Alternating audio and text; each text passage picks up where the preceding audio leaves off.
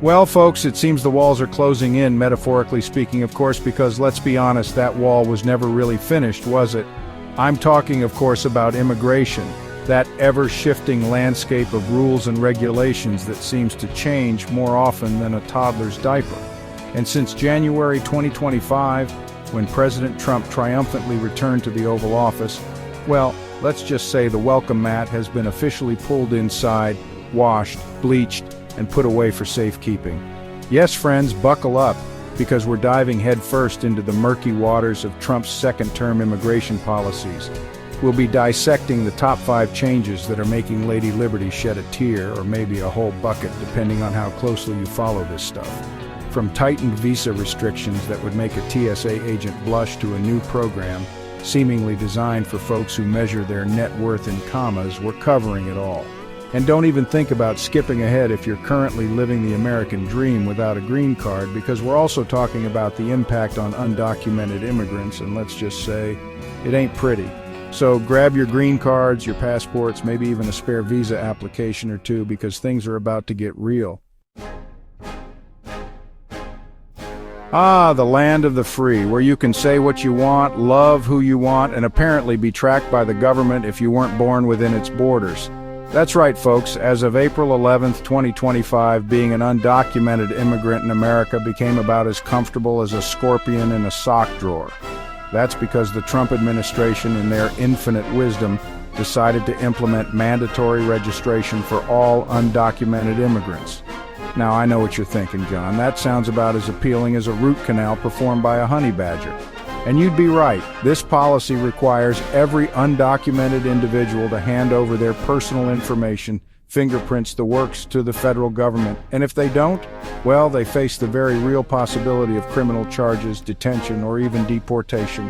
Now, the government claims this is all about keeping tabs on people and preventing crime, but let's be honest, this feels less like sensible policy and more like a dystopian novel where Big Brother is suddenly very interested in your immigration status.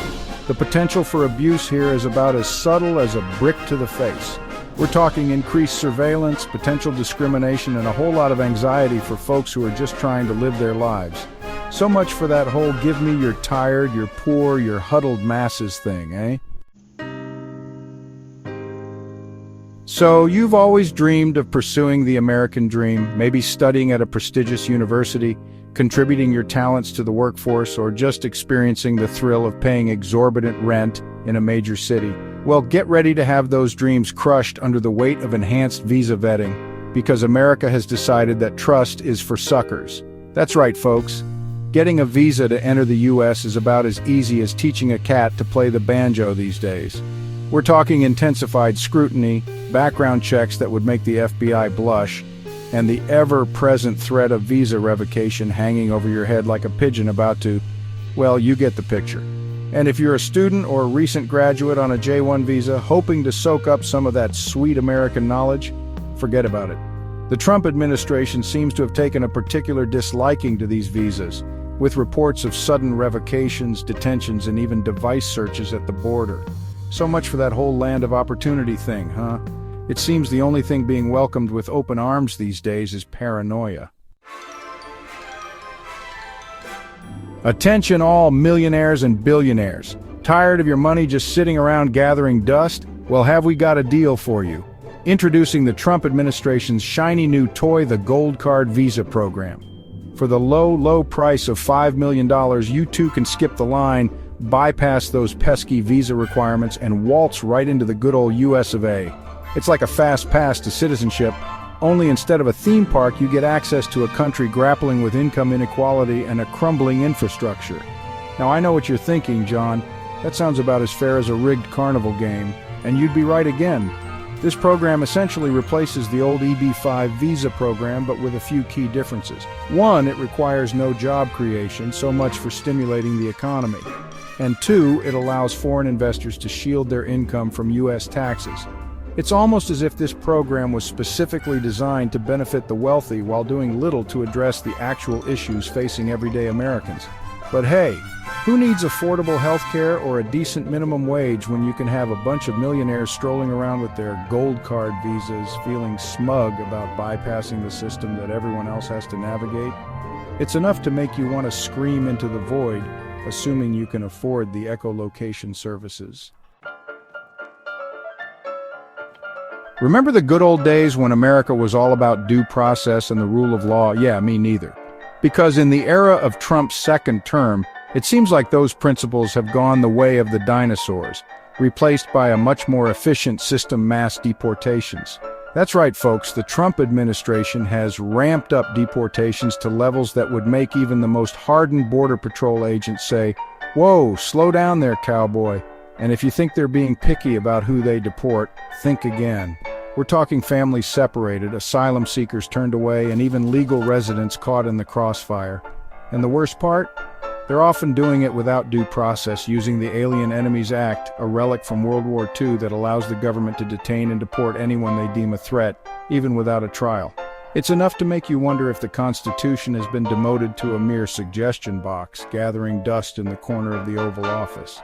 But hey, at least we're making America great again, right? Unless, of course, you consider basic human rights and the rule of law to be essential ingredients in that greatness, in which case you might want to grab a stiff drink, because this next segment is going to make your head spin.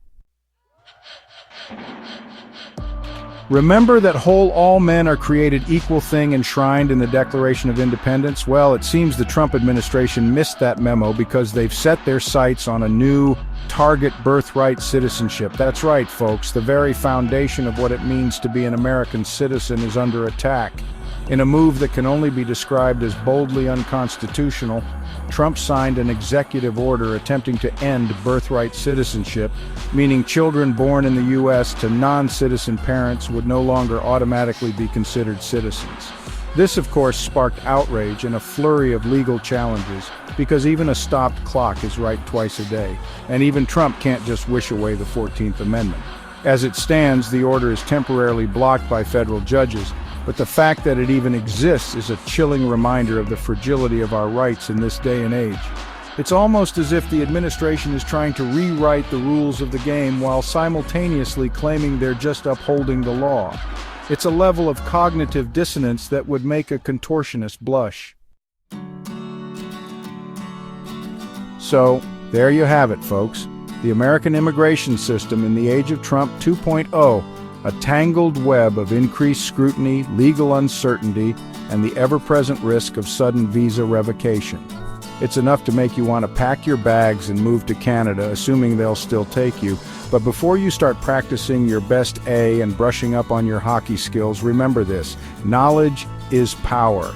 The more you understand about these changes, the better equipped you'll be to navigate them. Stay informed, stay vigilant, and for the love of all that is holy, consult with an immigration lawyer before making any major decisions. Because in these uncertain times, one thing is clear: the only thing more daunting than trying to understand the American immigration system is trying to do it alone.